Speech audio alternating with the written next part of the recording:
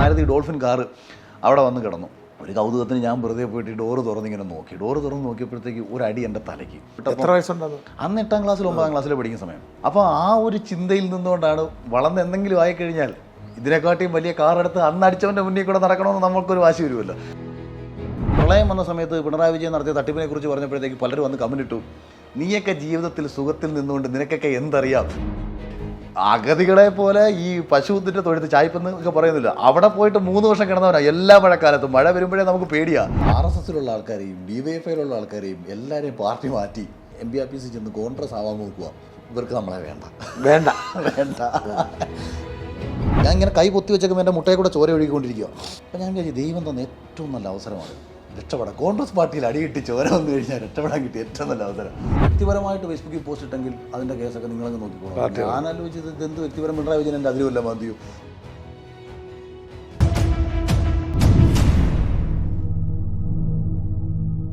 നമസ്കാരം. Social media സെലിബ്രിറ്റികളിൽ ഏറെ പ്രസിദ്ധിയാർജിച്ച ഒരാളാണ് അഖിൽ മാരാർ. ഈ അടുത്ത കാലത്ത് ഓപ്പറേഷൻ സിന്ദൂറുമായി ബന്ധപ്പെട്ട് നടത്തിയ ചില അഭിപ്രായ പ്രകടനങ്ങളിൽ ഏറെ സൈബർ ആക്രമണങ്ങൾക്ക് വിധേയനായെങ്കിലും താൻ ഉദ്ദേശിച്ചത് എന്താണെന്ന് വ്യക്തമാക്കിക്കൊണ്ട് അഖിൽ മാരാർ രംഗത്ത് വന്നിരുന്നു. കോൺഗ്രസ്സുകാരനാണെന്ന് ചിലരും BJPക്കാരനാണെന്ന് ചിലരും പറയുന്ന അഖിൽ മാരാർ മുഖം നോക്കാതെ പിണറായി വിജയനെതിരെയും അദ്ദേഹത്തിൻ്റെ രാഷ്ട്രീയത്തിനെതിരെയും നിലപാടെടുക്കുന്ന സെലിബ്രിറ്റിയാണ്. 2023 ഏഷ്യാനെറ്റ് ബിഗ് ബോസ് ജേതാവായ അഖിൽ മാരാർ തൻ്റെ കുട്ടിക്കാലത്തെ ജീവിത ദുരിതത്തെക്കുറിച്ച് തുടങ്ങി സെലിബ്രിറ്റി ജീവിതത്തിലേക്ക് കടന്നതിനെക്കുറിച്ചുള്ള കഥകൾ വിശദീകരിക്കുകയാണ്.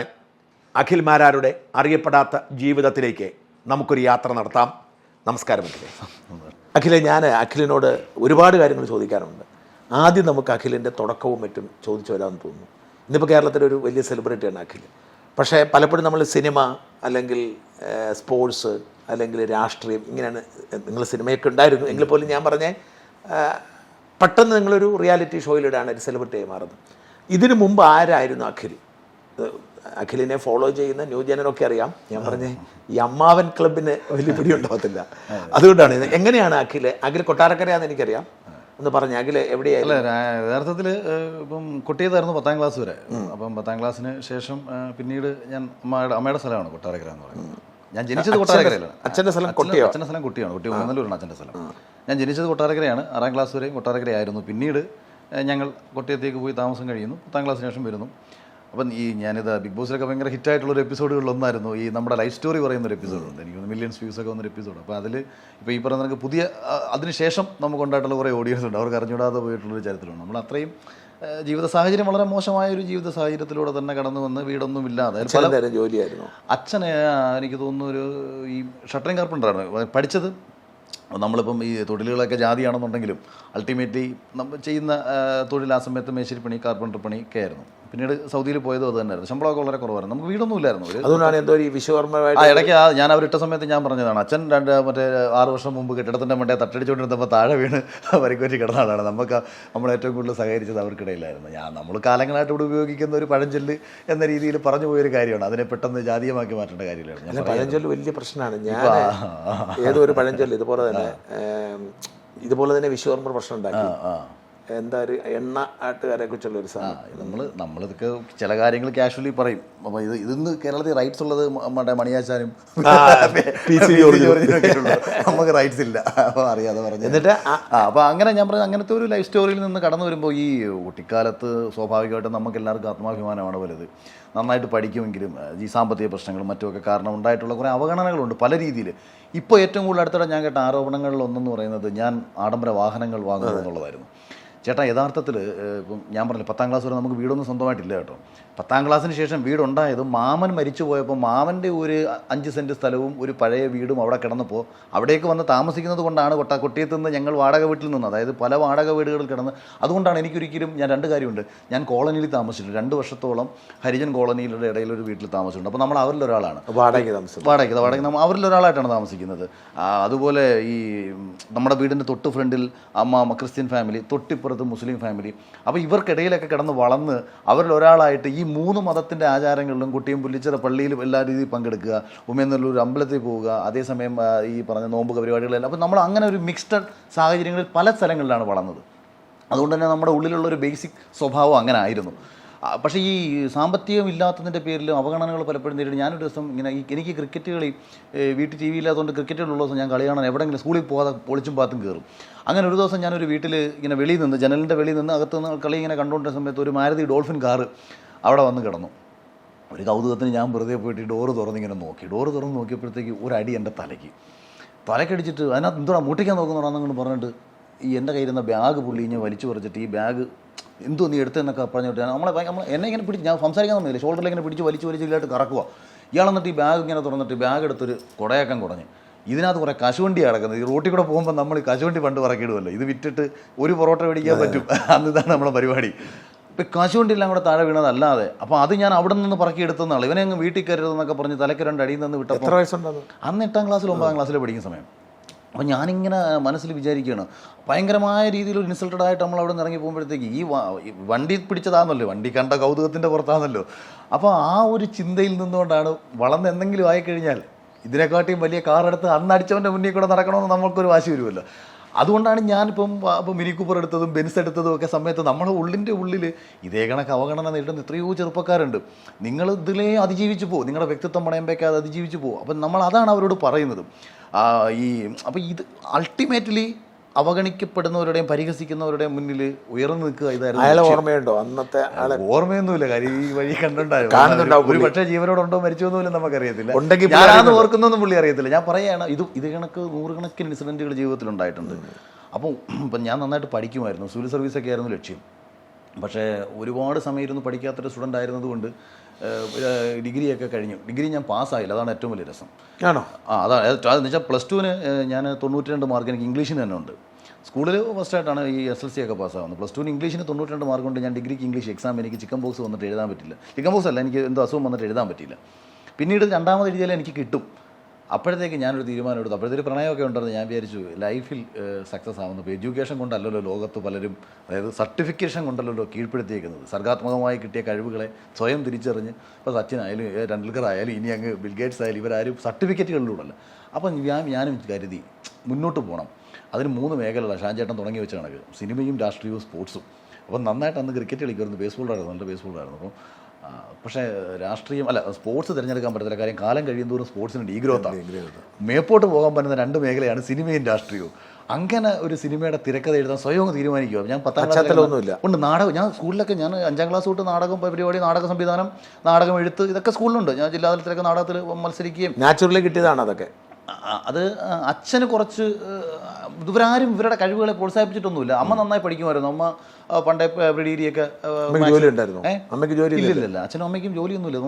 വളരെ സാധാരണ ഫാമിലി, വളരെ സാധാരണ ഫാമിലി. അപ്പോൾ ഞാൻ പറയും, ഈ ചാണകം മെഴുകിയ വീട്ടിൽ തന്നെ ജനിച്ച് വളർന്ന് പിന്നീട് ഞാനൊരു 3 വർഷം താമസിച്ചൊരു വയലില്ല. അപ്പോൾ ഈ വയലിലൊക്കെ എന്ന് പറഞ്ഞാൽ എല്ലാ മഴക്കാലത്തും വെള്ളം കയറും.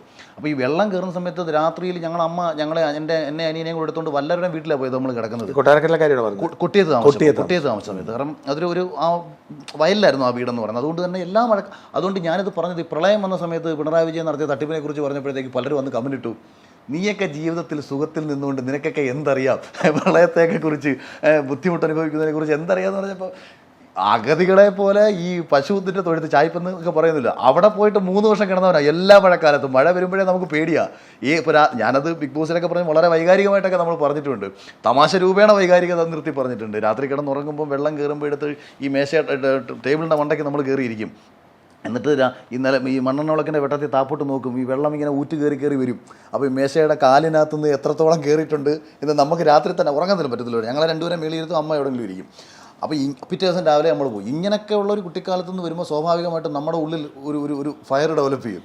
അതായിരുന്നു പിന്നീട് എന്തെങ്കിലും ആകണമെന്ന് ഞാൻ ഉറച്ചൊരു തീരുമാനം എടുക്കുന്നത്. ഞാൻ 2010 അന്ന് ഫേസ്ബുക്ക് തുടങ്ങിയ സമയത്ത് ഞാൻ ഫേസ്ബുക്കിൽ പോസ്റ്റ് ചെയ്തിട്ടു, ഒരു 10 വർഷത്തിനുള്ളിൽ ഈ കേരളത്തിൽ അറിയപ്പെടുന്ന ഒരാളായിട്ട് മാറണം. പക്ഷേ അതിന് ഏത് മേഖല എത്തണമെന്ന് ഐഡിയ ഇല്ല. പണ്ട് നാടകം എഴുതി, സിനിമയുടെ തിരക്കഥ എഴുതാൻ എനിക്കറിയത്തില്ല. ഞാനൊരു 100-300 പുസ്തകങ്ങൾ വായിച്ചു. തിരക്കഥാ പുസ്തകങ്ങൾ മേടിച്ച് വായിച്ച് തിരക്കഥയുടെ ഫോർമാറ്റ് എന്താണെന്നൊക്കെ നോക്കിയിട്ട് അതിനനുസരിച്ചിട്ട് പ്ലാൻ ചെയ്തിട്ട് വേറെ ചെന്നൈയിൽ വിട്ടു വിനീത് ശ്രീനിവാസനെ കാണാൻ. അപ്പോൾ വിനീത് ശ്രീനിവാസൻ അന്ന് മലബാർ ആർട്സ് ക്ലബ്ബ് റിലീസാവാൻ പോകുന്നതേ ഉള്ളൂ. അദ്ദേഹം സംവിധാനം ആയിട്ടില്ല. എൻ്റെ ലക്ഷ്യം വിനീത് ശ്രീനിവാസൻ വഴി ശ്രീനിവാസൻ സാറിനെ പരിചയപ്പെടുക, അതുവഴി സത്യനന്ദിക്കാടിൻ്റെ കൂടെ അസിസ്റ്റന്റ് ഡയറക്ടർ ആവുക, ഇതൊക്കെ ലക്ഷ്യം. പിന്നെ സിനിമക്കാരനൊക്കെ എന്താ ചെന്നൈ പോയിട്ട് പോയി കണ്ടു, കഥ പറഞ്ഞു. ഇപ്പം പുള്ളി എൻ്റെ കുറേ ക്യാരക്ടേഴ്സ് നിരീക്ഷണങ്ങളൊക്കെ ഭയങ്കര രസകരമായിരുന്നു അഖിലേ എന്നൊക്കെ പറഞ്ഞു. അപ്പം ഞാൻ എഴുതിയ കഥ എന്ന് പറഞ്ഞാൽ ഉദയാന്നും ചലഞ്ച് എന്നും പറഞ്ഞ 2 ക്ലബ്ബുകളുടെ കഥയാണ്. കബഡി കളിയിലിടയിൽ ഇവർക്കുണ്ടാവുന്ന പ്രശ്നങ്ങളും വർഷങ്ങൾക്ക് 2 സുഹൃത്തുക്കൾ തെറ്റിദ്ധരിച്ച് പിരിതിരിക്കും. ഇതിനകത്ത് നായകൻ്റെ പേര് പ്രകാശ് എന്നാണ്. എൻ്റെ കഥയിലെ നായകൻ്റെ പേര് പ്രകാശ്, അവൻ്റെ സുഹൃത്ത് വിഷ്ണുവുമായിട്ട് തെറ്റിപ്പിരിയുന്നതൊക്കെയാണ് ഇൻ്റർവ്യൂവിൽ. അപ്പം മലർവാടിക്കകത്തും നായകൻ്റെ പേര് പ്രകാശ്, മലർവാടിയിൽ ഇവർ ഒത്തുകൂടുന്നത് രാമേട്ടൻ്റെ ചായക്കടയിലാണെങ്കിൽ എൻ്റെ പിടിച്ചെടുത്തു. അല്ല പിടിച്ചെടുത്തു, ഒരിക്കലും അങ്ങനെയല്ല ഞാൻ പറയുന്നത്. അത് പുള്ളി ഷൂട്ട് കംപ്ലീറ്റ് കഴിഞ്ഞു. അപ്പം ഞാൻ ഷൂട്ട് കംപ്ലീറ്റ് കഴിഞ്ഞ് സംവിധായകനായി എന്ന് അറിഞ്ഞ് പോയി കഥ പറയാം. പക്ഷെ ഞാനിതിങ്ങനെ പറഞ്ഞ് ഇൻ്റർവ്യൂവിൽ വരെ പറഞ്ഞപ്പോൾ പുള്ളി പറയുന്നുണ്ട്, അഖിൽ ഈ പറഞ്ഞ കുറേ എലമെൻറ്റുകൾ നമ്മുടെ സിനിമയിലൊക്കെ ഉണ്ട് കേട്ടോ. അതുകൊണ്ട് അച്ഛനെതിരെ കുറേ ആരോപണങ്ങൾ, അതേ പറയാം, അച്ഛനെതിരെ കുറേ ആരോപണങ്ങൾ ഞാൻ കേൾക്കുന്നുണ്ട്. അത് പുറത്തിറങ്ങിയിട്ട് നാളെ പറഞ്ഞു കളയരുത്. അഖിലിൻ്റെ കഥ ഞാൻ അടിച്ചു മാറ്റിയാന്ന് പറയരുത്. അവിചാരിതമായിട്ടാണെന്നുണ്ടെങ്കിലും ചിലപ്പോൾ നാട്ടിൻപുറത്ത് നമ്മളൊക്കെ നിരീക്ഷിച്ചപ്പോൾ നമുക്ക് നായകനെ പ്രകാശം എഴുതാൻ തോന്നി. ഇവർ രാമേട്ടൻ്റെ തട്ടുംപുറത്ത് ഒത്തുകൂടുന്നു ക്ലബ്ബാണല്ലോ, രാമേട്ടൻ്റെ തട്ടുംപുറത്താണ് ഈ ക്ലബ്ബ് ഒത്തുകൂടുന്നത്. മലവാടിയിലും സമാനമായ രീതിയിൽ കുമാരേട്ടൻ്റെ തട്ടുംപുറത്തെ ക്ലബ്ബിൽ ഒത്തുകൂടുന്നതൊക്കെ പറഞ്ഞ് അങ്ങനെ കുറേ സമാനതകളൊക്കെ ഉണ്ടായിരുന്നു. പിന്നെ കുറച്ച് കാര്യങ്ങളൊക്കെ പറഞ്ഞു. നല്ല നിരീക്ഷണം വിജയിച്ചില്ല.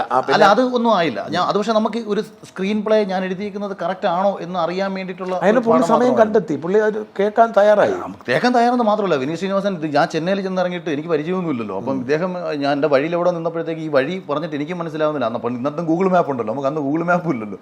അവിടെ ഇവിടെ നിന്നപ്പോൾ പുള്ളി ഇറങ്ങി വന്ന് എന്നെ കൂട്ടിക്കൊണ്ടു പോവാണ് ചെയ്തത്. ഒരു പരിചയമില്ല.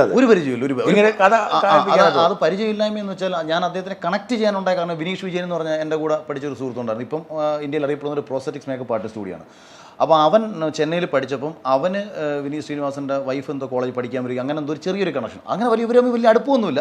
അങ്ങനെ വിനീഷ് വഴിയാണ് ഈ നമ്പർ കിട്ടി വിളിച്ചു, ഇങ്ങനൊരു കഥ പറയാനുണ്ടെന്ന് പറഞ്ഞ് ചെല്ലുന്നതും അദ്ദേഹം ഞാൻ ചെന്നൈ പോയി കഥ പറഞ്ഞു. പിന്നീട് ഒരു 3-4 വർഷക്കാലം സിനിമയ്ക്ക് പിന്നാലെ കുറേ അലഞ്ഞു. എനിക്ക് ബൈക്കൊക്കെ എടുത്ത് ഞാൻ 10-40 ദിവസം ഒരുവിധം എന്നുവെച്ചാൽ ഇവിടുന്ന് ബൈക്ക് ഓടിച്ചൊക്കെ ചെന്നൈ വീണ്ടും പോയി. കാര്യം പണ്ടില്ല മദ്രാശി പോയി കഴിഞ്ഞാൽ രക്ഷപ്പെടുന്നൊക്കെ വിമാതായിരുന്നു. പക്ഷേ അതൊക്കെ നമുക്ക് കുറേ ഗുണം ചെയ്തു. ഈ യാത്രകളും പരിചയപ്പെടലുകളും പലരുടെയും വീട്ടിൽ പോയത്. ഞാൻ സത്യനന്ദിക്കാട് സാറിനെ വീട്ടിൽ പോയി കണ്ടു. അന്ന് വൈകിട്ട് കാഞ്ഞാണി ഷിംല എന്ന് പറയുന്നൊരു തിയേറ്ററിൽ ഞാൻ സിനിമ കാണാൻ കയറുമ്പോൾ അദ്ദേഹം ഫാമിലിയും കൂടെ സിനിമ കാണാൻ വരുന്നുണ്ട്. അത് കഴിഞ്ഞു. ഇപ്പം സത്യൻ സാറ് നമ്മളെ പേഴ്സണലി വളരെ അടുത്തറിയാവുന്ന ആൾക്കാരാണ്. അങ്ങനെ ആ ഒരു യാത്രയിൽ നിന്ന് പിന്നീട് ഡോക്ടർ ബിജുവിൻ്റെ കൂടെ സുരാജിനെ നാഷണൽ അവാർഡ് ആദ്യം ചെയ്ത അസിസ്റ്റന്റ് ഡയറക്ടറായിട്ട് ആദ്യം വർക്ക് ചെയ്ത പടം അതാണ്. അതിനു മുമ്പ് തിരുവനന്തപുരത്ത് ഷൂട്ട് നടന്ന ഷാജി കൈലാസിൻ്റെ സാറിൻ്റെ നമ്മുടെ ഓഗസ്റ്റ് 15 നടന്ന മമ്മൂക്ക ചിത്രം ഉണ്ടായിരുന്നു. അതിലൊരു അതായത് ഒഫീഷ്യൽ അസിസ്റ്റന്റ് ഡയറക്ടറല്ല, പക്ഷേ അതിൻ്റെ ഭാഗമായി അദ്ദേഹത്തിനൊപ്പം ഞാൻ പ്രവർത്തിച്ചു. അതെങ്ങനെ കയറി ചെന്ന് അത് ഇവിടുത്തെ അസോസിയേറ്റ് ഡയറക്ടറെ പരിചയപ്പെട്ട് രാത്രിയിൽ ചെറിയ പകർത്തിയെഴുത്തും പരിപാടിയൊക്കെ ആയിട്ട് വെച്ചാൽ അങ്ങനെ ഒരു അപ്പോൾ നമ്മൾ നോക്കും എസ് എൻ സ്വാമിയുടെ വരികളെ പകർത്തി എഴുതാൻ കിട്ടുന്നൊരു ഭാഗ്യം. അപ്പം അങ്ങനെ ഇരുന്ന് കൂടി.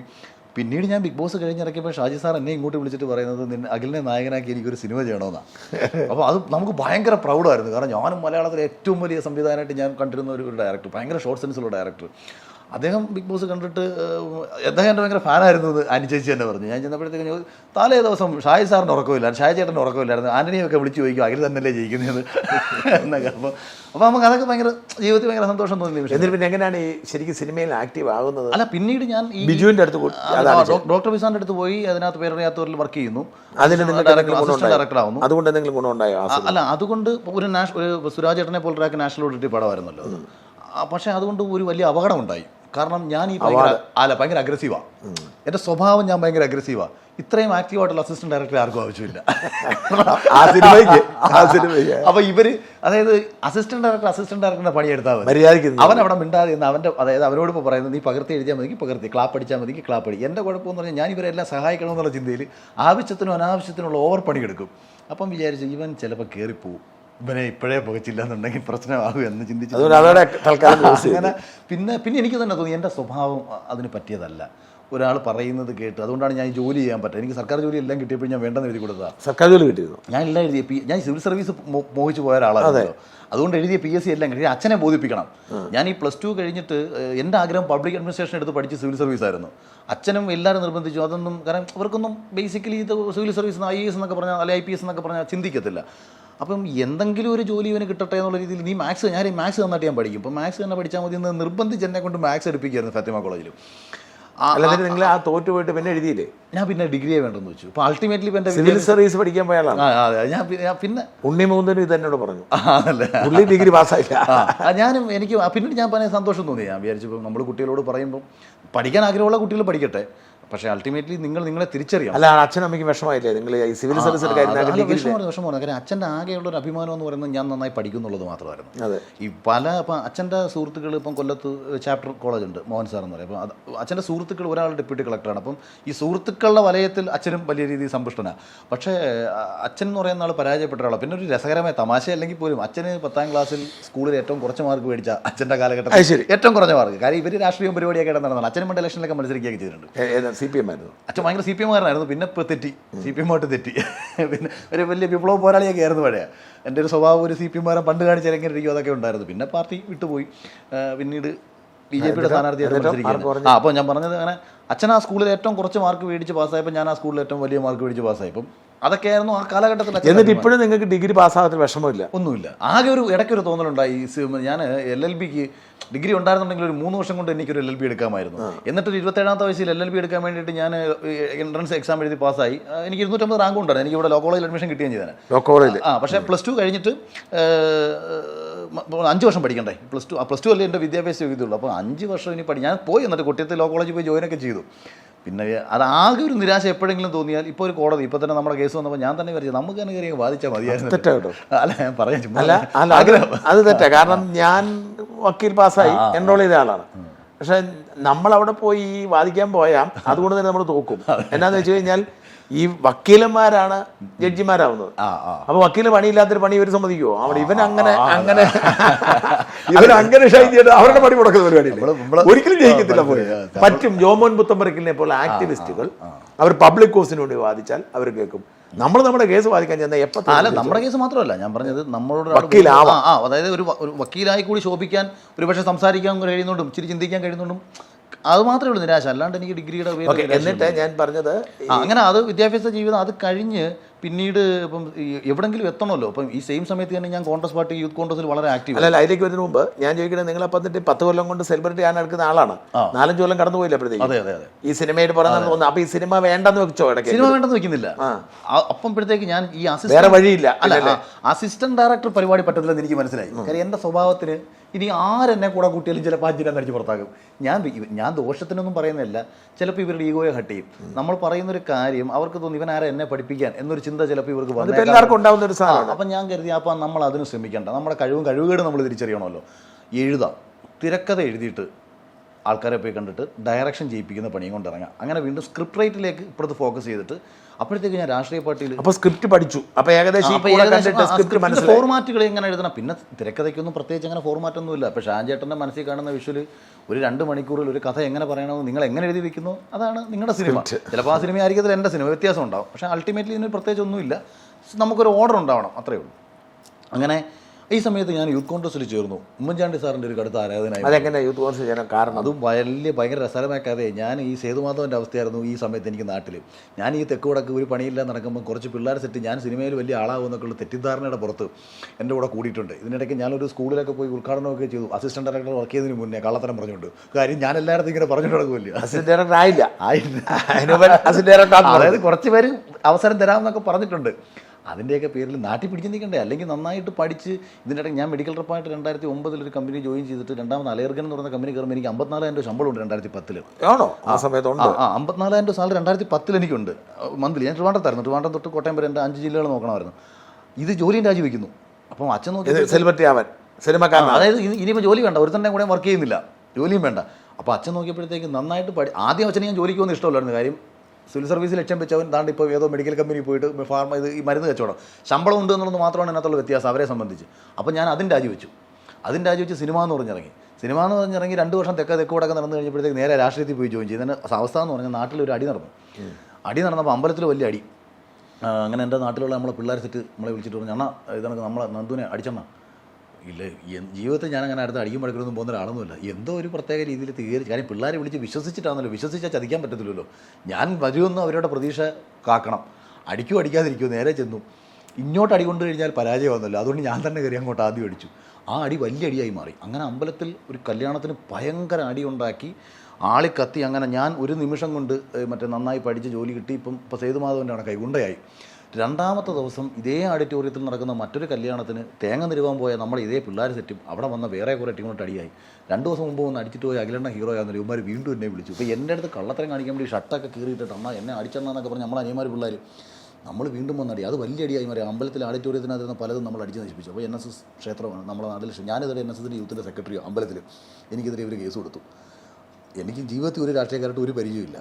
ഞാനങ്ങനെ എൻ്റെ ഒരു സുഹൃത്ത് വഴി PC വിഷ്ണുനാഥനെ ബന്ധപ്പെടുന്നു. യൂത്ത് കോൺഗ്രസിൻ്റെ സംസ്ഥാന പ്രസിഡന്റ് പുള്ളി MLA ചെങ്ങന്നൂർ. അപ്പോൾ വിഷ്ണുവേട്ടൻ അല്ല, അന്ന് ചെങ്ങന്നൂർ പാർലമെൻറ്റ് മണ്ഡലം കമ്മിറ്റി പ്രസിഡൻ്റായിട്ടിരിക്കുന്ന ഒരു വിപിൻ മാമൻ പുള്ളിയുടെ നമ്പർ തരികയും പുള്ളി അങ്ങനെ സ്റ്റേഷനിൽ വിളിച്ച് പറഞ്ഞു. അങ്ങനെ ഞാൻ SI ബെന്നിലാലായിരുന്നു അന്ന് കൊട്ടാരക്കര SI. അപ്പോൾ ഞാൻ അദ്ദേഹത്തെ പോയി കാണാൻ വേണ്ടി. ഇപ്പോൾ എൻ്റെ കൂടെയുള്ള എല്ലാം DYFക്കാരാണ്. ബാക്കിയുള്ള എല്ലാവരും DYFക്കാരാണ്. കാര്യം എനിക്ക് മാത്രമേ പാർട്ടിയൊന്നും ഇല്ലാത്തത്. ഇവരാരും വന്നില്ല. കാര്യം ഇവരോട് പാർട്ടി ഓഫീസിൽ നിന്ന് പറഞ്ഞു. കാര്യം കോൺഗ്രസിൻ്റെ ഭരണമായതുകൊണ്ട് കേസ് വന്നുകൊണ്ട് എല്ലാത്തിനെയും പിടിച്ച് അകത്ത് ആരും പോരുതെന്ന് പറഞ്ഞു. ആരും വന്നില്ല. ഞാൻ ഒറ്റയ്ക്ക് സ്റ്റേഷനിൽ നമ്മുടെ ഓപ്പോസിറ്റുള്ള കക്ഷികളും കരയോഗക്കാരും. പക്ഷേ എന്താണെന്നറിയത്തില്ല, ബെന്നിലാൽ സാറിന് അന്നും ഇന്നും എന്നെ വലിയ സ്നേഹമാണ്. എന്തോ എന്നെ കണ്ടതിലുള്ള ഇഷ്ടം കൊണ്ടാണെന്നതില്ല, പുള്ളി എനിക്ക് അനുകൂലമായിട്ട് രീതിയിൽ നിന്ന് ആ വിഷയത്തെ പരിഹരിച്ച് വിട്ടു. അപ്പം എനിക്ക് പെട്ടെന്ന് തോന്നി കൊള്ളാമല്ലോ, യൂത്ത് കോൺഗ്രസ് സാറിനാണ് കേട്ടപ്പോഴത്തേക്ക് ഒരു വിലയൊക്കെ ഉണ്ട്. അപ്പോൾ അമ്പലക്കാർക്ക് ഒരു സംശയം, ഇവൻ PC വിഷ്ണുവിൻ്റെ അടുത്ത് ആളം കണ്ടടി, ഇവൻ എന്തോ കോട്ടത്തിൽ ഭയങ്കര ബന്ധമൊക്കെ ഉണ്ട്. അങ്ങനെ അവർക്കൊരു, അപ്പോൾ ഈ തെറ്റിദ്ധാരണ മുതലാക്കാൻ ഞാൻ തീരുമാനിച്ചു. എന്നാൽ പിന്നെ ആ വില ഞാനിങ്ങനെ, അപ്പം RSSലൊക്കെ പെട്ട കുറച്ച് ഞാൻ എല്ലാവരും സഹകരിക്കുമല്ലോ. ഇപ്പോൾ ഇവർക്ക് 1-2 കേസൊക്കെ ഇവർ വരും എന്ന് പറഞ്ഞാൽ അറിയാം, സ്റ്റേഷൻ SI ആയിട്ട് ബന്ധമില്ലയോ ഒന്ന് വിളിച്ച് സംസാരിക്കണേ. അപ്പോൾ ഞാനായിട്ട് അങ്ങനെ. അപ്പോൾ എനിക്ക് തോന്നി എന്നാൽ ഇനി യൂത്ത് കോൺഗ്രസ് ആയേ പറ്റൂ. അങ്ങനെ ഞാൻ ഇവരെ ബന്ധപ്പെടുന്നു. കോൺഗ്രസ് കയറാൻ വേണ്ടി ബന്ധപ്പെടുമ്പോൾ അന്ന് കൊടിക്കുന്ന് സ്റ്റേഷൻ്റെ ഓഫീസിൽ നമ്മൾ MPയുടെ ഓഫീസിൽ പോയി. അപ്പോൾ എൻ്റെ നാട്ടിൽ നിന്നൊരു 10-85 പുതിയതായിട്ടുള്ള ആൾക്കാരെയും വെച്ചുകൊണ്ടാണ് പോകുന്നത്. എൻ്റെ നാടെന്ന് പറഞ്ഞാൽ കമ്മ്യൂണിസ്റ്റ് രക്തസാക്ഷിയുള്ള നാടാണ് കോട്ടത്തിലെന്ന് പറയുന്നത്. ഇവിടെ നിന്ന് ഒരു പോസ്റ്റ് ഒട്ടിക്കാൻ പോലും കോൺഗ്രസ്സുകാർക്ക് ധൈര്യമുള്ള നാടൊന്നുമില്ല. കാര്യം അടി അവിടെ കിട്ടും. അങ്ങനെ ഒരു പ്രദേശത്ത് നിന്ന് RSSലുള്ള ആൾക്കാരെയും DYFയിലുള്ള ആൾക്കാരെയും എല്ലാവരെയും പാർട്ടി മാറ്റിയെന്ന് വെച്ചാൽ ആ സമയത്ത് ഇവർ പാർട്ടി ആക്റ്റീവ് അല്ല, ആരും അത്ര ആക്റ്റീവ് അല്ല. കാര്യം അടിയുറച്ച ഓട്ടാണല്ലോ, അപ്പം പ്രത്യേകിച്ച് പ്രശ്നങ്ങളൊന്നുമില്ല. അങ്ങനെ ഒരു നിമിഷം ഇവരെല്ലാവരെയും കൂടെ കൊണ്ട് ഞാൻ MPRPC ചെന്ന് കോൺഗ്രസ് ആവാൻ നോക്കുക. ഇവർക്ക് നമ്മളെ വേണ്ട. പിന്നെ നിലനിൽപ്പില്ല. I ഗ്രൂപ്പിൽ പോകണം. A ഗ്രൂപ്പാണ് കൊട്ടാരക്കര പ്രബലം. പെട്ടും പോയി. വിഷ്ണുനാഥൻ്റെ അടുത്തോട്ട് പോകണമെങ്കിൽ A ഗ്രൂപ്പാണ്. അവിടോട്ട് പോകണമെങ്കിൽ ഇവിടുന്ന് MPRPC എന്നുള്ള പെർമിഷൻ ഇല്ലാതെ A ഗ്രൂപ്പിൽ കയറ്റത്തില്ല. അങ്ങനെ I ഗ്രൂപ്പിൽ അവിടെ ഉള്ളൊരു ലോക്കൽ യൂത്ത് കോൺഗ്രസ് നേതാവ് വഴി I ഗ്രൂപ്പിൻ്റെ ഭാഗമായി രമേശ് ചെന്നിത്തലയെ കണ്ട് അങ്ങനെ I ഗ്രൂപ്പിൻ്റെ പേരിൽ നിന്ന് മത്സരിച്ച് യൂത്ത് കോൺഗ്രസിൻ്റെ അസംബ്ലി കമ്മിറ്റി. ഉമ്മൻചാണ്ടി ഭക്തനാണ് താനും, പക്ഷേ നിങ്ങൾ ചേർന്ന രമേശ് ചെന്നിത്തല സാറിനോട് ഈ അടുത്ത് ഞാൻ പുള്ളിയുടെ വീട്ടിൽ ഞങ്ങളുടെ അടുത്ത് എടുത്തപ്പോൾ ഞാൻ പറഞ്ഞു, ഉമ്മൻചാണ്ടി ഭക്തനായ ഒരു രമേശ് ചെന്നിത്തല ഗ്രൂപ്പുകാരനായിരുന്നു ഞാനെന്ന് പണ്ട്. അങ്ങനെ സോളാർ സമരം കത്തി നിന്ന് സമയത്ത് ഒരു 180 പേരടങ്ങുന്ന ഒരു ജാഥ, കുടിക്കുന്ന് സുരേഷ് ശാലുമേനോൻ വിഷയമൊക്കെ വലിയ പ്രശ്നമായി. ഈ ജാഥ കൊട്ടാരക്കരയിൽ നടക്കുക. അപ്പം ഏരിയ കമ്മിറ്റി ഓഫീസ്, CPMൻ്റെ ഏരിയ കമ്മിറ്റി ഓഫീസിൻ്റെ ഫ്രണ്ടിലെത്തിയപ്പോഴത്തേക്ക് അടിയായെന്ന് വെച്ചാൽ അവരവിടുന്ന് കല്ല് പുറക്കി എറിഞ്ഞു. ഇവരെല്ലാം ഓടി. ഒരു 160 എണ്ണം ഓടി. അപ്പോൾ നമ്മളെ കൂടെയുള്ള പിള്ളേരെല്ലാം പഴയ RSSകാരും DYFക്കാരും ഒക്കെ ആയതുകൊണ്ട് അവരൊരു 8-10 പേര് അവർ നിന്നു. പിന്നെ യൂത്ത് കോൺഗ്രസ്സിൽ ഇച്ചിരി മനസ്സുറപ്പുള്ള കുറച്ച് പേര് നിന്നു. ഞാനും വിചാരിച്ച ദൈവം എനിക്കായിട്ട് തന്ന ഏറ്റവും വലിയൊരു അവസരമായത് നമ്മുടെ കരുത്ത് കാണിക്കാൻ, തിരിച്ചടിക്കുക. അങ്ങനെ അതൊരു വലിയ അടിയായി മാറി. അന്നത്തെ വലിയ വാർത്ത. ഭാരവാഹിത്വമുണ്ടോ അന്ന് യൂത്ത് കോൺഗ്രസിൻ്റെ മണ്ഡലം കമ്മിറ്റിയുടെ ജനറൽ സെക്രട്ടറി. വലിയ വാർത്തയൊക്കെ ആയിരുന്നു. ഏരിയ കമ്മിറ്റി ഓഫീസിൽ കയറി അടിച്ചു എന്നൊക്കെ ആയിരുന്നു. കയറി അടിച്ചൊന്നുമില്ല സത്യത്തിൽ. വാർത്ത വന്നു. അന്ന് മംഗലശ്ശേരി ദിനേശ് എന്ന് പറഞ്ഞൊരു കക്ഷിയുടെ ചേട്ടൻ ഇന്റർവ്യൂ എടുത്തില്ല. അത് ഈ സമയത്താണ്. അങ്ങനെ ഞങ്ങൾ കൊട്ടാരക്കര ഏരിയ കമ്മിറ്റി ഓഫീസിൽ കയറി യൂത്ത് കോൺഗ്രസ്സുകാരനെ അടിച്ചു. അപ്പോൾ ഞാൻ ഈ മുടിയൊക്കെ വളർത്തിയിട്ടേക്ക്. അപ്പോൾ ആർക്കും എന്നെ അന്ന് അറിയത്തില്ല. ഞാൻ വന്നതല്ലേ ഉള്ളൂ പാർട്ടിയിൽ. 2-3 മാസമേ ഞാൻ പാർട്ടി വന്നിട്ട്. മുടി വളർത്തിയ ഒരു യൂത്ത് കോൺഗ്രസ്സുകാരനായി ഈ പ്രശ്നം മൊത്തം ഉണ്ടാക്കിയെന്നാണ് CPMൻ്റെ ഭാഗത്തു നിന്നുള്ള പറച്ചിൽ. അവൻ കൊട്ടത്തലക്കാരനെ, അവനെ കിട്ടിയ കൊന്നേക്കണം, തീർക്കണം എന്നുള്ള രീതി അവർ നിൽക്കുന്നു. അപ്പോൾ ആ ഇടയിലേക്ക് വന്ന് പെട്ടുപോയ ഒരാളാണ് ഈ ദിനേശ് മംഗലശ്ശേരി. അയാളെ കൈ അടിച്ചൊടിച്ച് തലയൊക്കെ ഉമ്മാരെല്ലാം ഹൂക്കൊക്കെ കൊണ്ട് വെട്ടിക്കീറി. ഒരാഴ്ച കഴിഞ്ഞിട്ട് കൊടിക്കുന്നിൽ സുരേഷ് തന്നെ പങ്കെടുക്കുന്ന മറ്റൊരു സ്ഥലത്തേക്ക് ഞാനിത് കണക്ക് വന്ന് ചാടുകയാണ്. അവിടെ വെച്ചിട്ട് ഒരു 10-70 പേരടങ്ങുന്ന ഒരു ഞങ്ങൾ വരുന്ന ഓട്ടോറിക്ഷ ഞങ്ങൾ ഈ വണ്ടിക്കകത്ത് വരുമെന്ന് അറിഞ്ഞിട്ട് മുൻകൂട്ടി ഇൻഫർമേഷൻ കൊടുത്ത് ഞങ്ങൾ വരുന്ന വഴിയിലിട്ട് ഊറ്റൂർ എന്ന് പറയുന്ന സ്ഥലത്ത് വെച്ച് ഞങ്ങളെ വളഞ്ഞു. ഓട്ടോ ഡ്രൈവർ ഇറങ്ങി ഓടി, ഓട്ടോ പോയി മറിഞ്ഞു. ഞങ്ങളെ കൂട്ടത്തിലുള്ള എല്ലാവരെയും അടിച്ചു. ഞാൻ ഇറങ്ങി ആദ്യത്തെ ഒരടി ഞാൻ അടിച്ചു. എന്നെ അടിച്ചതിൻ്റെ പുറകെ ആരൊക്കെയോ എൻ്റെ തലയ്ക്ക് പടപടാന്ന് അടിച്ചു. അതിലൊരടി കൊണ്ട് എൻ്റെ തല മൊത്തം പൊട്ടി. അപ്പം പൊട്ടി ഇങ്ങനെ എനിക്ക് തോന്നുന്നു ഭൂമി ഇങ്ങനെ കറങ്ങുന്നതെന്ന് തോന്നുന്നുണ്ട്. അപ്പം ഞാൻ ഇങ്ങനെ കൈ പൊത്തി വെച്ചേക്കുമ്പോൾ എൻ്റെ മുട്ടയെ കൂടെ ചോര ഒഴുകിക്കൊണ്ടിരിക്കുക. പക്ഷേ ഞാൻ പെട്ടെന്ന് വിചാരിച്ചു, ഈ തലയൊന്നും കറങ്ങുന്നില്ല കേട്ടോ. എനിക്ക് ഇരുട്ട്, ആദ്യത്തെ അടിയിൽ കണ്ട് മൊത്തം ചുറ്റിനും ഇരുട്ട് വീണു. അത് കഴിഞ്ഞ് ഈ ഇരുട്ട് തെളിഞ്ഞപ്പോഴത്തേക്ക് ഞാൻ കാണുന്നത് കൈമുട്ടിന്ന് ചോര പോകുന്നതാണ്. ഉച്ച സമയത്താണ്. അപ്പോൾ ഞാൻ വിചാരിച്ചു ദൈവം തന്ന ഏറ്റവും നല്ല അവസരമാണിത്, രക്ഷപ്പെടാം. കോൺഗ്രസ് പാർട്ടിയിൽ അടികിട്ടി ചോര വന്നു കഴിഞ്ഞാൽ രക്ഷപ്പെടാൻ കിട്ടിയ ഏറ്റവും നല്ല അവസരം. ഞാൻ ആ കൈമുട്ടി ചോരയും വെച്ചുകൊണ്ട് ഞാൻ ഇങ്ങനെ നടന്നു പോകുമ്പോൾ എൻ്റെ അമ്മായിയമ്മ, ഇപ്പോഴത്തെ അമ്മായിയമ്മയും ലക്ഷ്മിയും ഇവരവിടെ നിന്ന് സ്ട്രേറ്റ് കാണുന്നുണ്ട്. എനിക്ക് അവരെ ചെറിയൊരു പരിചയം മാത്രമേ തൊട്ടുമുണ്ട്. അവരുടെ കൺമുന്നിലൂടെയാണ് ഞാനിങ്ങനെ ചോരയിൽ വെച്ച് പോയി. വാഗണർ കാറി കയറി ഹോസ്പിറ്റലിൽ പോയി. പിന്നെ ഉമ്മൻചാണ്ടി സാർ ഡൽഹിയിൽ നിന്ന് തന്നെ വിളിച്ചു. അവരെങ്ങനെ അവിടെ വന്നു? അവരുടെ വീട് തൊട്ടടുത്ത ഈ അവരും കോൺഗ്രസ് പ്രവർത്തിച്ചുകൊണ്ടിരിക്കും, ഒരു വക്കീൽ വേണമല്ലോ. അപ്പോൾ അവർ എവിടെ നിന്ന് ഈ ബഹളം കണ്ട് അങ്ങോട്ടും ഇങ്ങോട്ടും പ്രശ്നം നടക്കും. അപ്പുറത്ത് കോൺഗ്രസ്സുകാർ, സെൻട്രൽ പോലീസ്, ഇപ്പുറത്ത് CPM-കാർ, CPI-കാരെല്ലാവരും. അങ്ങനെ ഈ ഒരു പ്രശ്നത്തിനിടയിൽ ചോരയും കുളിച്ച് പോകുമ്പോഴും ഞാൻ കാരണത്തിരുന്ന് ഭയങ്കര ഹാപ്പി. ചോര ഭയങ്കര, എനിക്കറിയത്തില്ല തല പൊട്ടി പൊളന്നു പോയോ ഇതൊന്നും ഒരു ഐഡിയ ഇല്ല, എന്തൊക്കെയോ ആടി തലയ്ക്ക് കിട്ടി. പക്ഷേ ഉള്ളിലങ്ങ് ഭയങ്കര സന്തോഷം, ഞാൻ കാത്തിരുന്ന ദൈവം എനിക്ക് തന്നല്ലോ. ഉമ്മൻചാണ്ടിക്ക് എന്നെ വിളിച്ച്, എൻ്റെ അനിയനും അമ്മയും എല്ലാവരും നിൽക്കുമ്പോൾ ലൗഡ് സ്പീക്കർ, വലിയ സന്തോഷത്തിൽ ലൗഡ് സ്പീക്കറിലിട്ട് ഉമ്മൻചാണ്ടി സാറിന് ശബ്ദം കേൾപ്പിച്ചപ്പം എൻ്റെ അനിയൻ മിമിക്രിക്കാരാണ്ടാറി ഇയാളെ പറ്റിക്കാരെന്നൊക്കെ പറഞ്ഞിട്ട് ഉമ്മൻചാണ്ടിയൊക്കെ ഇയാളെ വിളിക്കാൻ, എന്നിട്ട് ഇമാർ കളിയാക്കുകയും ചെയ്തിട്ട്. പക്ഷെ നമുക്ക് ഭയങ്കര സന്തോഷം തോന്നി. ഉമ്മൻചാണ്ടി വിളിക്കുകയും കൂടി ചെയ്തതോടുകൂടി നമുക്ക് പിന്നെ തിരുവഞ്ചൂർ രാധാകൃഷ്ണൻ കാണാൻ വന്നു. അപ്പോഴത്തേക്ക് കോൺഗ്രസ്സിൽ അത്യാവശ്യം ഒരു സ്വാധീനമോ എന്തെങ്കിലും ചെയ്യാൻ ശേഷിയുള്ള ഒരാളായിട്ടോ. ഞാൻ പിന്നെ അത് മാക്സിമം യൂസ് ചെയ്തെന്ന് വെച്ചാൽ ജനങ്ങൾക്ക് എന്ത് പ്രശ്നം വന്നാലും എവിടെ പ്രശ്നം വന്നാലും ആര് വിളിച്ചാലും ഓടി ചെല്ലുക. അങ്ങനെ ഒരു 2 വർഷം കൊണ്ട് വളരെ സജീവമായ യൂത്ത് കോൺഗ്രസിൻ്റെ ഒരു നേതാവായിട്ട് ആ ഭാഗത്ത് മാറി. അപ്പോഴത്തേക്ക് ഇവർക്ക് തോന്നി ഇപ്പം പ്രശ്നമാണെന്ന് തോന്നിയപ്പോഴത്തേക്ക് പിന്നെ എന്നെ പുകയ്ക്കാൻ വേണ്ടിയിട്ടാണ് ബാക്കി എല്ലാവരുടെയും പ്ലാനിങ്. അതിൻ്റെ ഭാഗമായി പോയി അവസാനം ഈ ബ്ലോക്ക് പഞ്ചായത്ത് തിരഞ്ഞെടുപ്പ് 2015 വരുന്നു. ആ തിരഞ്ഞെടുപ്പിൽ NSSൻ്റെ ഒരു കാൻഡിഡേറ്റിനെ നിർത്തണമെന്ന് പറയുന്നു. ഞങ്ങളുടെ എന്ന് വെച്ചാൽ എൻ്റെ ഏരിയയിൽ ഞാനത് പറ്റത്തില്ലെന്ന് പറഞ്ഞു. NSS അല്ല കോൺഗ്രസിൻ്റെ കാര്യം തീരുമാനിക്കേണ്ടത്, പാർട്ടി തീരുമാനം എടുക്കണമെന്നുള്ള രീതിയിൽ ഞങ്ങളിങ്ങനെ കുറച്ച് പേര് നിന്നു. അപ്പം ഇവർക്ക് പക്ഷേ ഇങ്ങനെ അത് കുഴപ്പമില്ല, അഖിലെ സംസാരിക്കാൻ പിടിക്കുക എന്നൊക്കെ ഇങ്ങനെ പറഞ്ഞ് നിർത്തി അവസാനം MP ഞങ്ങളെ നാട്ടിൽ വന്ന സമയത്ത് നാട്ടിലുള്ള കുറച്ച് പേര് പറഞ്ഞു, ഇന്ന ആളെ നിർത്തുവാണെന്നുണ്ടെങ്കിൽ അഖിൽ ഇവിടെ സ്വന്തമായിട്ട് നിർത്തി നിൽക്കും കേട്ടോ എന്ന് പറഞ്ഞു. അത് നമ്മൾ പരിഹരിക്കും എന്നൊക്കെ പറഞ്ഞ് പോയിട്ട് പിന്നെ ഞാൻ അറിയുന്ന പുള്ളിയെ സ്ഥാനാർത്ഥിയായിട്ട് പ്രഖ്യാപിച്ചതാണ്. പ്രഖ്യാപിക്കുന്നതിന് ഒരാഴ്ച മുന്നേ പുള്ളി പോസ്റ്റർ വരെ അടിച്ച് വെച്ചിട്ടുണ്ടായിരുന്നു. അപ്പം അത്രയും ഒരു ഉറപ്പ് കിട്ടി. നിങ്ങൾ ബ്ലോക്കിൽ മത്സരം? അങ്ങനെ ഞാൻ ബ്ലോക്കിൽ സ്വതന്ത്രമായി മത്സരിച്ചു. ബ്ലോക്കിൽ മത്സരിക്കാൻ പ്ലാൻ ഉണ്ടായിരുന്നു നിങ്ങൾക്ക്? ഒന്നുമില്ല, കാര്യം എൻ്റെ ലക്ഷ്യം എനിക്കൊരിക്കലും പഞ്ചായത്ത് തിരഞ്ഞെടുപ്പിൽ മത്സരിക്കാനേ പ്ലാനില്ല. എൻ്റെ ലക്ഷ്യം യൂത്ത് കോൺഗ്രസിൻ്റെ സംസ്ഥാന ഭാരവാഹിയാവുക. അങ്ങനെ പിന്നെ സ്വതന്ത്രമായിട്ട് മത്സരിക്കുക. അതിന് നമ്മുടെ നാട്ടിലുള്ള എല്ലാ കോൺഗ്രസ്സുകാരും പറയുന്നത് അതിൽ മത്സരിക്കണം.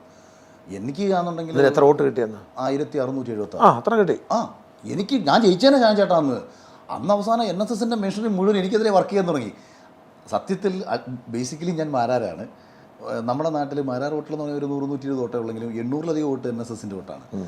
എൻ്റെ അടുത്ത് സഹകരിക്കുന്ന ആൾക്കാരെ പോലും ഈ ഒരു ജാതി വിവേചനത്തിൽ വോട്ട് മാറ്റിയിട്ടുണ്ട്. അടുത്ത് പിന്നെ ഞാൻ ജയിക്കും, എന്നെ വെല്ലുവിളിച്ചു. ആക്ച്വലി NSSലാണ്, പക്ഷേ ഒരു വിവേചനം NSSനുള്ളിൽ ഇതിനിടയിലുണ്ട്. ഞാൻ പറഞ്ഞത് അത് വളരെ കുറച്ച് പേർക്കിടയിൽ ചില പ്രദേശങ്ങളിലൊക്കെ ഉള്ള പ്രശ്നങ്ങളാണ്. അപ്പോൾ ഇതെല്ലാം അന്നൊരു ഘടകമായിരുന്നു. പിന്നെ ഒരു 4 കിലോമീറ്റർ അപ്പുറത്തൊരു മുസ്ലിം പള്ളി വരുന്ന ഒരു വാർഡുണ്ട്.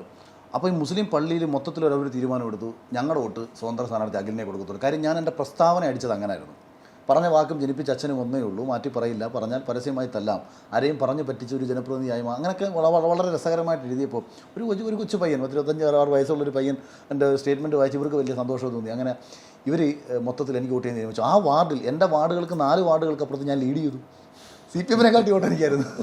CPM-ൻ്റെ എന്നെക്കാട്ടി 2 വോട്ട് കുറവായിരുന്നു. അപ്പോൾ അങ്ങനെ നേരിട്ട് ജനങ്ങളോട് ഞാൻ കമ്മ്യൂണിക്കേറ്റ് ചെയ്തിട്ടുണ്ടെങ്കിൽ അവരെനിക്ക് വോട്ട് വരും. പക്ഷേ ഈ 10,000 പേരെ നേരിട്ട് കാണാൻ സമയമില്ല, കാര്യം 10 ദിവസം സമയം. ഇതിൻ്റെ ഇടയിൽ വലിയ പ്രശ്നങ്ങളുണ്ടായി. ഞാൻ കോൺഗ്രസിൻ്റെ ജാഥയിൽ പോയിട്ട് അവിടെ വെച്ച് അടിയുണ്ടായി. മറ്റേ നമ്മുടെ ഫ്ലെക്സുകളും പോസ്റ്റുകളും ഇവരെല്ലാം വലിച്ചു കീറി കളയുക, പല പ്രശ്നങ്ങൾ. എനിക്ക് അനുകൂലമായിട്ട് വന്ന യൂത്ത് കോൺഗ്രസ്സുകാരെ മൊത്തം വിരട്ടി മാറ്റി, കാര്യം എല്ലാത്തിനെയും പാർട്ടിയിൽ നിന്ന് പുറത്താക്കും. പിന്നെ ഇവർ ഈ മുസ്ലിം പള്ളിയുടെ ഭാഗത്തുനിന്ന് എനിക്ക് അനുകൂലമായ തീരുമാനം ഉണ്ടായപ്പോഴത്തേക്ക് അവിടെ പോയി പറഞ്ഞു അവൻ BJP പോകാനിരിക്കുകയാണ്, അങ്ങനെ ചെയ്യരുത്. അങ്ങനെ ഉണ്ടായാലും ഞാൻ പാർട്ടിയിൽ നിന്ന് പുറത്തായി. സ്വന്തമായി മത്സരിച്ചു. കോൺഗ്രസ് ജയിച്ചോ? കോൺഗ്രസ് ജയിച്ചില്ല. കോൺഗ്രസ് ചരിത്രത്തിൽ അവിടെ ജയിച്ചിട്ടേ ഇല്ല. പക്ഷേ എൻ്റെ വോട്ടും കോൺഗ്രസിൻ്റെ വോട്ടും കൂടെ കൂട്ടിക്കഴിഞ്ഞാൽ 400 വോട്ട് മുകളിലാണ്. അപ്പം ഒരു പക്ഷേ ഞാൻ ചിഹ്നത്തിലായിരുന്നു മത്സരിച്ചിരുന്നത് 100%. ഒരു 60 വർഷത്തെ ചരിത്രത്തിനിപ്പുറം കോട്ടാത്തല പോലൊരു സ്ഥലത്ത് അതുകൊണ്ടാണ് അവിടെ അവരുടെ പ്രശ്നം കൈപ്പത്തി ജയിക്കുക അല്ലെങ്കിൽ ഞാൻ ജയിക്കുന്നു അല്ലെങ്കിൽ അവരുടെ ആഗ്രഹങ്ങൾ പാടുന്നു എന്നുള്ളതായിരുന്നു. പിന്നെ എങ്ങനെ നിങ്ങൾ BJP-യിലേക്ക് പോയ സാഹചര്യം? അത് കഴിഞ്ഞിട്ട് ചേട്ടാ ഞാൻ ഒരു 4-5 അന്ന് DCC പ്രസിഡൻ്റായിട്ട് കൊടുക്കുന്നു വരുന്നത്. കാര്യം എഡുഗോൺ സതീശീലൻ മരിച്ചു പോവുകയും താൽക്കാലിക DCC പ്രസിഡൻ്റായിട്ട് MP വരുന്നു. അപ്പോൾ MPക്ക് എന്നെ പേഴ്സണലി ഭയങ്കര കാര്യമൊക്കെയാണ്. പക്ഷേ MPയുടെ കൂടുള്ള ചിലരുടെ പരിപാടികളും കാര്യങ്ങളും ചില പ്രഷറും ഒക്കെ കാരണം അദ്ദേഹം എൻ്റെ അടുത്ത് അത്രയും അങ്ങോട്ട് വിട്ടു നിൽക്കത്തില്ല. അങ്ങനെ ഞാൻ പോയി കാണുന്ന സമയത്തെല്ലാം പുള്ളി ആരെങ്കിലും അവിടുത്തെ പോയി സ്വതന്ത്ര സ്ഥാനാർത്ഥി മത്സരിച്ച ആളെ പോയി കാണും.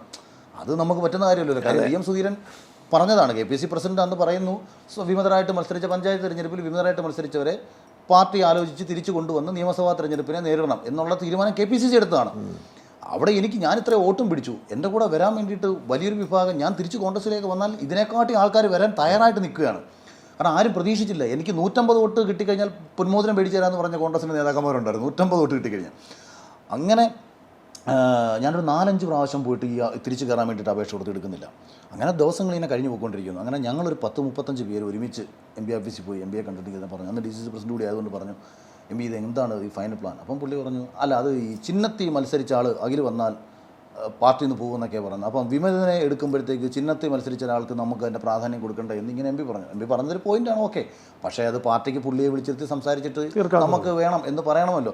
അപ്പോൾ യഥാർത്ഥത്തിൽ എം പിയെ അവിടെ നിശബ്ദമാക്കുന്നത് വേറെ ചില ഘടകങ്ങളാണെന്ന് എനിക്കറിയാം. അപ്പം നമ്മുടെ കൂട്ടത്തിലൊരു കക്ഷി പറഞ്ഞു, അല്ല ഇതിങ്ങനെയൊക്കെയാണെന്നുണ്ടെങ്കിൽ പിന്നെ ഞങ്ങളങ്ങനെ ജീവിക്കും. അപ്പോൾ എനിക്കാണെങ്കിൽ CPM-മാരായിട്ട് പല പ്രശ്നങ്ങൾ നിൽക്കുകയാണ്. ഞാൻ പറഞ്ഞ ഏരിയ കമ്മിറ്റി ഓഫീസിൽ പോയ പ്രശ്നം, ഏരിയ സെക്രട്ടറി എൻ്റെ നാട്ടുകാരനാണ്, അയാൾ 10-30 ദിവസം ജയിലിൽ കിടന്നു. അയാളുടെ വീട്ടിൽ കയറി ആരോ വീട് കയറി എല്ലാം കൂടെ അടിച്ച് വെട്ടിപ്പൊളിച്ച് കളഞ്ഞു. ഇത് ഞാൻ ചെയ്തതാണെന്നാണ് പുള്ളിയുടെ ആൾക്കാരും വിശ്വസിച്ചിരിക്കുന്നത്. കാരണം ഇവർക്കൊക്കെ വേറെ ശത്രുക്കളുണ്ടല്ലോ. ഈ BJP നേതാവ് വന്ന് കോട്ടാത്തല വന്നിന്ന് പ്രസംഗിക്കുന്നത് എല്ലാത്തിൻ്റെയും പിന്നിൽ BJP-യെയും CPM-നെയും തമ്മിലെടുപ്പിക്കുന്നത് ആ മുടി വളർത്തിയ അഖിൽ കോട്ടാത്തലയാണല്ലോ. അഖിൽ കോട്ടാത്തലയാണെന്നാണ് BJP-യുടെ നേതാക്കന്മാർ നമ്മുടെ നാട്ടുകാരൻ. 3 വർഷം പോലീസ് ക്യാമ്പാണ് കോട്ടാത്തലയിൽ. ഞാൻ എന്ന് രാഷ്ട്രീയത്തിൽ കാലുകുത്തിയോ അന്ന് തൊട്ട് ഇവരെല്ലാം ആക്റ്റീവായി.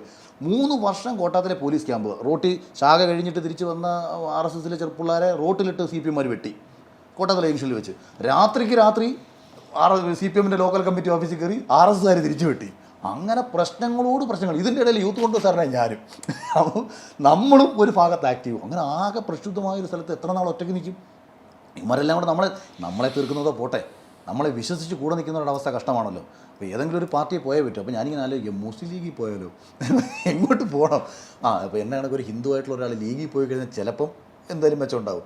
അതോ RSP പോകണം? അങ്ങനെ പല കൺഫ്യൂഷൻ. ഇപ്പോൾ എല്ലാവരും പറഞ്ഞു RSP അവിടെ ഇല്ല, അത്യാവശ്യം കൊല്ലത്തുണ്ട്. പക്ഷേ അന്ന് അത്രയും സ്ട്രോങ് അല്ല അവർ. ഈ നമ്മളെ കുറവാണ്. പക്ഷേ എന്നാലും നമുക്ക് RSP എന്നൊക്കെ പറയുമ്പോഴത്തേക്ക് ഒരു ഇടതുപക്ഷ ചായവാണല്ലോ. ഞാനാണെങ്കിൽ ഒരു ശക്തനായ ഒരു ലെഫ്റ്റ് വിരുദ്ധനുമാണ്.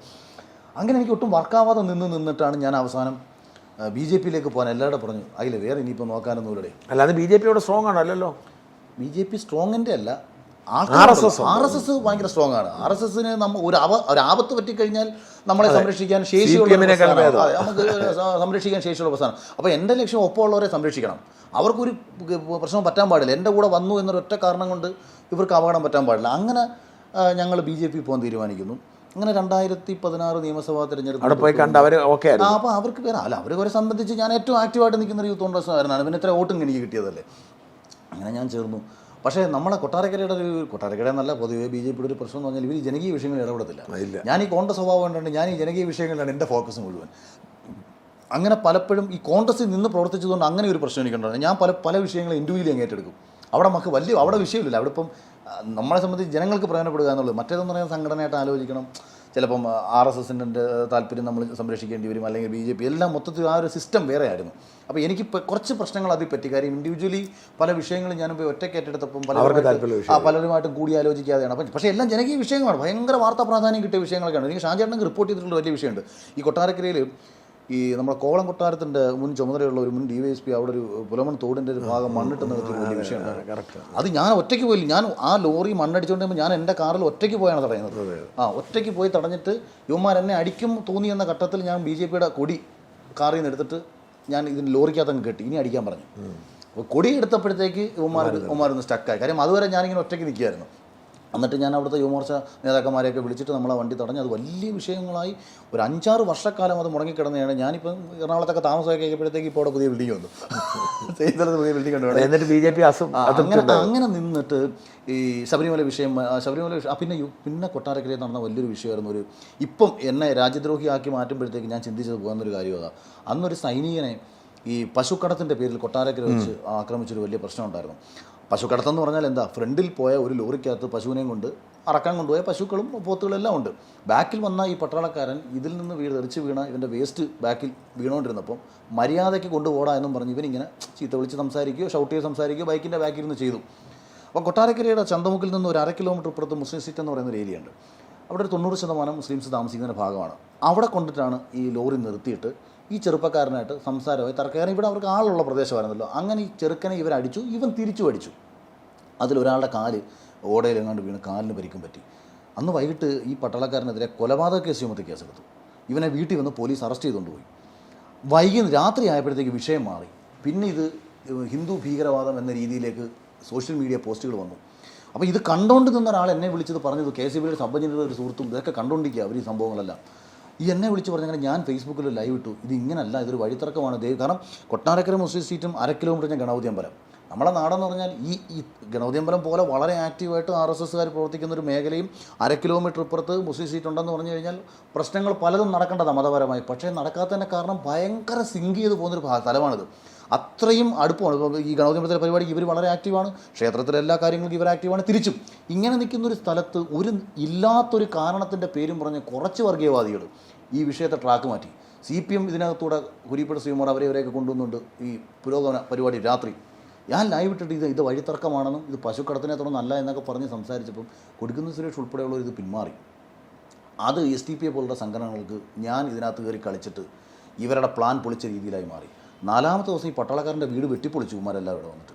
ഞാൻ അവിടെ പോയി ലൈവൊക്കെ ഇട്ടു. അന്ന് ആ സമയത്ത് എൻ്റെ ഫേസ്ബുക്ക് പ്രൊഫൈലിൽ 7 ലക്ഷത്തിലധികം വ്യൂസ് വന്നിട്ട് ലൈവാണ്. അന്ന് BJP നേതാക്കന്മാരുടെ പ്രശ്നം എന്ന് പറഞ്ഞാൽ ആ ലൈവിനകത്ത് അവരെ ഉൾക്കൊള്ളിച്ചില്ലെന്നാണ്. വെട്ടിപ്പൊളിക്കുന്ന സമയത്ത് എല്ലാവരും കൂടെ വിളിച്ചുകൊണ്ട് പോകാൻ പറ്റും. ഇത് നമ്മളെ അവർ വിളിച്ചു, നമ്മളവിടെ ഓടിച്ചെന്ന് വിഷയം ജനത്തിൽ ലോകത്തെ അറിയിക്കുന്നു. അപ്പം അതിൽ വലിയ വാർത്തയും ബഹളമൊക്കെ ആയിക്കഴിഞ്ഞ് പിന്നീട് ആ വിഷയത്തിനെ BJP കൈകാര്യം ചെയ്ത രീതി എനിക്കങ്ങോട്ട് അത്ര തൃപ്തികരമായിരുന്നില്ല. ഇപ്പോഴും എനിക്കറിയത്തില്ല അതിനെക്കുറിച്ച്.